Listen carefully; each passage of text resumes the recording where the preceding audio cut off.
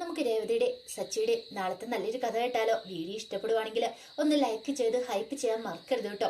അങ്ങനെ നമ്മൾ കാണുന്ന ഫോൺ കിട്ടിക്കഴിഞ്ഞപ്പോ ബീരാൻ ഭയങ്കര സന്തോഷമായി, സമാധാനമായി. ഓ എന്റെ ദൈവമേ, സച്ചിയുടെയും രേവതിയുടെയും കയ്യിലെങ്ങാനും ഫോൺ ഇരുന്നായിരുന്നെങ്കിൽ തന്റെ കാര്യം കട്ടപ്പുകയാനും താൻ പെട്ടുപോയാനൊന്നൊരു ചിന്തയായിരുന്നു. ഈ സമയത്ത് ബീരാനെ അവിടെ അന്വേഷിക്കുന്നുണ്ടായിരുന്നു. കാരണം മുഹൂർത്തത്തിനുള്ള സമയമായി. ബീരാനെ കാണുന്നില്ല. അപ്പോഴേക്കും ഫെബിന്റെ അമ്മയോട് ചോദിച്ചു, എടി അല്ല അവൻ എന്തിയേ കാണുന്നില്ലോ, അളിയനെ കണ്ടില്ലല്ലോ എന്ന് പറഞ്ഞു. അതെ, ചേട്ടൻ ഇവിടെ ഭയങ്കര തിരക്കില്ലാന്ന് തോന്നേ, ഏതേലും കാര്യത്തിന് ഓടിപ്പാഞ്ഞ് നടക്കുമായിരിക്കും, അതുകൊണ്ടായിരിക്കും കാണാത്തെ. പിന്നീട് അവരുടെ ഒരു കസിൻ ചെറുങ്കോച്ച അവിടെ നിൽപ്പുണ്ടായിരുന്നു. അവനോട് പറഞ്ഞു, എടാ നീ പോയി ജയരാജനങ്ങൾ അവിടെ എവിടെയെങ്കിലും ഉണ്ടോ നോക്ക്, പോയി വിളിച്ചോണ്ട് വരാൻ പറഞ്ഞു. കാരണം മണ്ഡപത്തിലേക്ക് കയറുന്നതിന് മുമ്പ് ദക്ഷിണ കൊടുക്കണം. അതുമാത്രമല്ല ഫോട്ടോസും കാര്യങ്ങളൊക്കെ എടുക്കണമല്ലോ, ഓടിപ്പാഞ്ഞ് നടന്നിട്ട് കാര്യമില്ലല്ലോ. അങ്ങനെ അവൻ എന്ത് ചെയ്തു, അതിലുള്ള ബീരാനെ അന്വേഷിച്ച് വരുവാണ്. ഈ സമയത്ത് ബീരാൻ പെട്ടുവഴിച്ച് അവിടെ മാറി നിൽക്കുക. എങ്ങനെയെങ്കിലും ഒന്ന് കല്യാണം കഴിഞ്ഞാൽ സച്ചിൻ രേവതിയൊക്കെ ഒന്ന് പോയാൽ മതിയായിരുന്നു, എങ്കിൽ മാത്രം ഒരു സമാധാനം ആവുള്ളൂ. എന്തൊക്കെ ഒരു ചിന്തയായിരുന്നു മനസ്സിൽ നിറയും.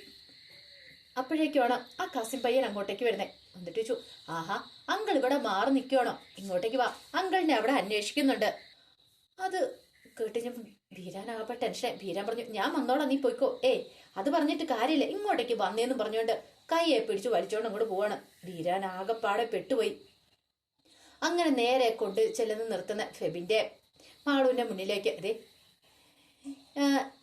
ഞാൻ കൈയോടെ പിടികൂടിക്കൊണ്ട് വന്നിട്ടുണ്ട്. അതെ അവിടെ പോയി നിൽക്കുമായിരുന്നു, ഭയങ്കര തിരക്കാരെന്നൊക്കെ പറഞ്ഞ അങ്കിളെന്ന് പറഞ്ഞു. അപ്പോഴേക്ക് ഫെബിന്റെ അച്ഛൻ പറഞ്ഞു, നീ ഇങ്ങോട്ട് വന്നേ, ഈ ഫോട്ടോസും കാര്യങ്ങളൊക്കെ എടുക്കണ്ടേ, പിന്നെ ഇവർക്ക് അനുഗ്രഹം കൊടുക്കണ്ടേ, ഇവരുടെ നിന്ന് ദക്ഷിണ വാങ്ങണ്ടെന്ന് ചോദിച്ചു. വാങ്ങണം വാങ്ങണം എന്നൊക്കെ പറഞ്ഞ് ഇങ്ങനെ നിൽക്കുകയാണ്. ആകെപ്പാടൊരു വെപ്രാളമാണ്. അപ്പോഴേക്ക് ഫെബിന്റെ അച്ഛൻ ചോദിച്ചു, നിനക്കെന്താ ഒരു വെപ്രാളം പോലെ? ഒന്നുമില്ല അളിയാ, അത് വെറുതെ തോന്നുകയെന്ന് പറഞ്ഞു. കല്യാണത്തിരക്കൊക്കെ അല്ലേ, അതുകൊണ്ട് ഓരോ കാര്യത്തിന് ഓടിപ്പാഞ്ഞ് അത് സാരമില്ല എന്ന് പറഞ്ഞു. പിന്നീട് പെണ്ണിനോടും ചെക്കനോടും പറഞ്ഞു, അനുഗ്രഹം മേടിക്കാൻ പറഞ്ഞു. ദക്ഷിണയൊക്കെ കൊടുക്കുന്നുണ്ട്. ഈ സമയത്ത് വല്ലാത്തൊരു ടെൻഷനായിരുന്നു ബീരാന്. ദൈവമേ, ഇപ്പോഴെങ്ങാനോ സച്ചിൻ രേവതിയോ ഈ വീട്ടിലുള്ള ആരെങ്കിലും വന്നാൽ പെട്ടത് തന്നെ എന്നൊരു ചിന്തയായിരുന്നു. ഒടുവില് ഫോട്ടോസിന് വേണ്ടിയിട്ട് വിളിക്കുവാണ്. അല്ല ഫോട്ടോസൊക്കെ ഇപ്പൊ എടുക്കണോ അളിയ, പിന്നെ എടുത്താ പോരെ? പിന്നെയോ? എടാ 1-2 ഫോട്ടോസ് എടുക്കണ്ടേ, ഇങ്ങോട്ടേക്ക് വരാനും പറഞ്ഞാൽ കയ്യിൽ കയറി പിടിച്ചു. അവിടെ നിന്ന് 1-2 ഫോട്ടോസ് എടുക്കുന്നുണ്ട്. എങ്ങനെയെങ്കിലും ഇവിടെ നിന്ന് രക്ഷപ്പെട്ടാൽ മതി. അങ്ങനെ ഫോട്ടോസ് എടുത്തിട്ട് അവിടെ നോക്കുമ്പോഴത്തേനുമാണ് ആ കാഴ്ച കാണുന്നത്.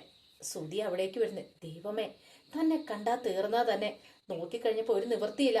അപ്പോഴോ കുറച്ച് ചെയർ കിടക്കുന്നുണ്ടോ, ഈ ചെയർ അങ്ങോട്ടേക്ക് മാറ്റിയിടുന്ന പോലെ എടുത്തോണ്ട് പോവാം എന്ന് കരുതിയിട്ടൊരു 3-4 ചെയർ ഒരുമിച്ചെടുത്തു. മുഖം മറിച്ച് പതുക്കെ ചെയറുമായിട്ട് അവിടെ നിന്ന് അങ്ങോട്ട് മാറിപ്പോവാണ്. എങ്ങാനും മുന്നിൽ ചെന്ന് വീണിട്ടുണ്ടെങ്കിൽ തന്റെ കള്ളത്തരമൊക്കെ കൈയോടെ പിടികൂടുന്നുള്ള കാര്യം ഉറപ്പായി. ആ സമയത്ത് സച്ചിയെ അന്വേഷിച്ച് സച്ചി ഇടിച്ചോന്മാരെ അതിലൂടെ വരുന്നുണ്ടായിരുന്നു.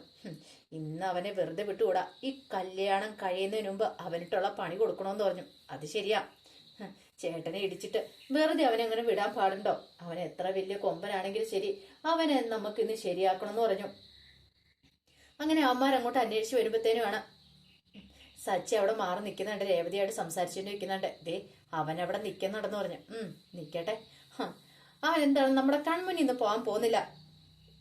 അധികം വൈകാതെ നമുക്ക് അവനെ ഇവിടേക്ക് തന്നെ കൊണ്ടുവരാം, ഇവിടെ ഇട്ട് അവന്റെ കാരണം ഒടിച്ച് ഞാൻ പൊട്ടിക്കുമെന്ന് പറഞ്ഞു.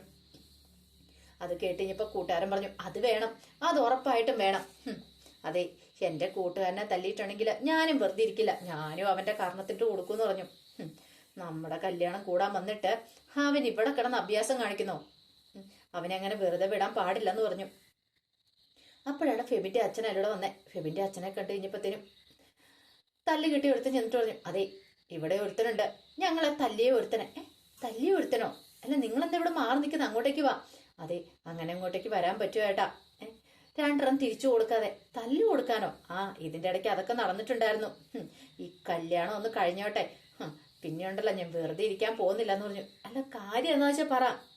കാര്യമൊക്കെ ഉണ്ട്, അതൊക്കെ പിന്നീട് പറയാന്ന് പറഞ്ഞു. അത് കേട്ടുകഴിഞ്ഞപ്പോഴത്തേനും അയാൾക്കൊന്നും മനസ്സിലായില്ല, എന്താ ഏതാ അടി നടന്നെന്നുള്ള കാര്യം ഉറപ്പായി.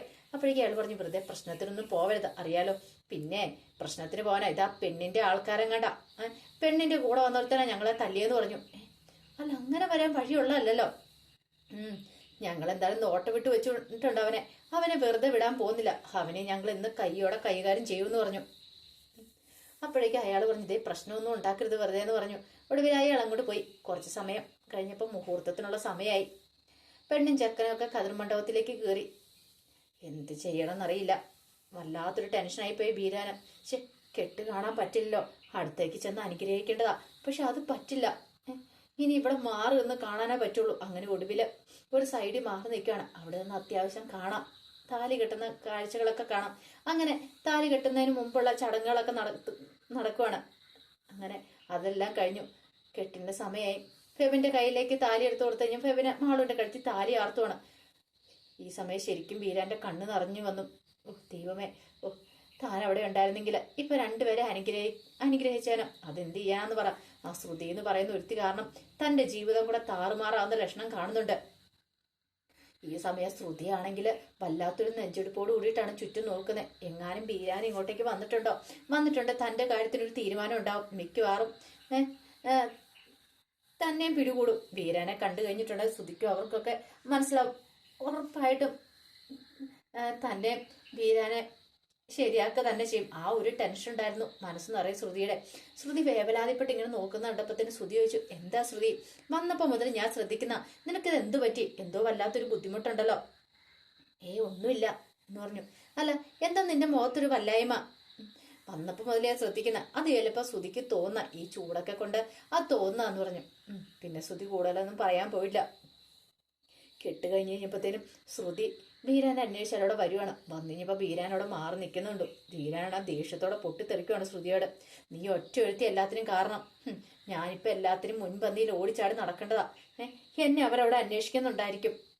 ഞാനിവിടെ മാറി നിൽക്കുക. എൻ്റെ അനന്തരവൻ്റെ കല്യാണം നേരെ ചൊവ്വ ഒന്ന് കാണാൻ പോലും പറ്റിയില്ല എന്ന് പറഞ്ഞു.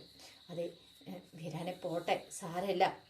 ഈ ഒരു തവണത്തേക്ക് അറിയാലോ, എങ്ങാനും പിടിക്കപ്പെട്ട് കഴിഞ്ഞിട്ടുണ്ടെങ്കിൽ പോരാത്തേന് അച്ഛനും അമ്മ എല്ലാവരും ഉണ്ട് ഇവിടെ. സച്ചിൻ രേവതിയുടെ അങ്ങനെ കണ്ണിപ്പെട്ട അതോട് തീർന്നു പറഞ്ഞു. ബീരാൻ പറഞ്ഞു, ഒരു കാര്യം ഞാൻ പറഞ്ഞേക്കാം. ഇനി എനിക്ക് സഹിക്കാനും ക്ഷമിക്കാനും പറ്റില്ല. എത്രയും പെട്ടെന്ന് അവരെ പറഞ്ഞു വിടാൻ നോക്കണമെന്ന് പറഞ്ഞു. അതൊക്കെ ഞാൻ പറഞ്ഞു വിട്ടോളാം, ഒന്ന് സമാധാനിക്കാൻ പറഞ്ഞു. കുറച്ച് കഴിഞ്ഞ് കഴിഞ്ഞപ്പോഴത്തേനും സച്ചി അവിടെ നിൽക്കുന്ന സമയത്താണ് സച്ചിയുടെ അടുത്തേക്ക് മറ്റവന്മാർ വരുന്നേ. സച്ചി തല്ലി കൊടുത്തനങ്ങോട്ട് വരുവാണ്. അദ്ദേഹം അവനവിടെ നിൽക്കുന്നു. കെട്ട് കഴിഞ്ഞല്ലോ, ഇവനെ കൈകാര്യം ചെയ്യാന്നുള്ള മട്ടി വരുവാണ്. സച്ചി രണ്ടും കളിപ്പിച്ച് അവന്മാരുടെ അടുത്തേക്ക് സച്ചിൻ ചെല്ലുവാണ്. സച്ചിയും വിട്ടു കൊടുക്കാൻ ഒഴുക്കുമായിരുന്നില്ല. പെട്ടെന്ന് രേവതി കയ്യിലേക്ക് കയറി പിടിച്ചു. സച്ചിയേട്ടാ വേണ്ട, ഇങ്ങോട്ടേക്ക് വന്നേന്ന് പറഞ്ഞു. ഈ സമയത്ത് സച്ചി പറഞ്ഞു, വരാനോ ഇങ്ങോട്ടേക്ക് വരാൻ പറഞ്ഞു. പക്ഷെ സച്ചി അവന്മാരുമായിട്ട് വീണ്ടും പോയി പ്രശ്നം ഉണ്ടാക്കണം. ഈ സമയത്ത് രേവതിക്കാണ് സങ്കടവും ദേഷ്യമായി. ഇവിടെ സച്ചിയോട് പറഞ്ഞു, സച്ചിയാണ് ഇങ്ങോട്ട് വരുന്നുണ്ടോ? മനുഷ്യൻ വെറുതെ ഭ്രാന്ത് പിടിപ്പിക്കാന്ന് പറഞ്ഞുകൊണ്ട് സച്ചിയെ പിടിച്ചു വലിച്ചോണ്ട് അങ്ങോട്ട് പോയി. ഈ സമയം ശ്രുതി ഇത് കണ്ടു. ശ്രുതി ബീരാന്റെ അടുത്ത് എന്നിട്ട് പറഞ്ഞു, പേടിക്കൊന്നും വേണ്ട, സച്ചിൻ രേവതി ഇനിയിപ്പോ പെട്ടെന്നൊന്നും വരാൻ പോകുന്നൊന്നുമില്ല എന്ന് പറഞ്ഞു. ഒരു കാര്യം ചെയ്യാം, തൽക്കാലത്തേക്ക് രക്ഷപ്പെട്ടെന്ന് തന്നെ കരുതിയാൽ മതി. സച്ചിൻ രേവതിയും പോയിട്ടുണ്ടെങ്കിൽ പകുതി കാര്യം രക്ഷപ്പെട്ടു. ഇനി അവർ പെട്ടെന്നൊന്നും ഇങ്ങോട്ടേക്ക് വരത്തില്ലെന്ന് തോന്നുന്നതെന്ന് പറഞ്ഞു. കാരണം ശ്രുതിക്കറിയാം ഇനി രേവതി സച്ചിയും കൊണ്ട് അങ്ങോട്ടേക്ക് വരത്തില്ല, ഒരു പ്രശ്നം ഉണ്ടാവുമെന്ന് രേവതിക്ക് പേടിയുണ്ടെന്ന്. ബീരാൻ പറഞ്ഞു, ഇപ്പോഴും ഒരു സമാധാനമായത്. അതെ, നിന്റെ വീട്ടുകാരെ എത്രയും പെട്ടെന്ന് വിളിച്ചോണ്ട് പോകാൻ നോക്ക്. ഞാൻ വിളിച്ചോണ്ട് പോയിക്കൊള്ളാം.